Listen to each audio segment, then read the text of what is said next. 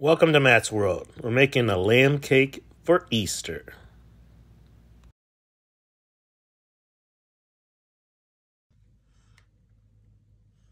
Oh, that was...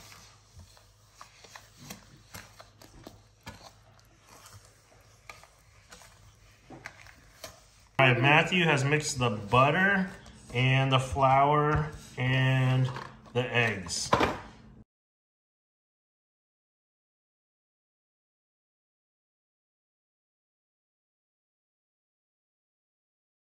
All right, so I filled it up to the top, and then I was supposed to put this part on top of that, and it's supposed to rise and fill the whole lamb. And then I'm gonna tie a string around it so that it doesn't lift up the part.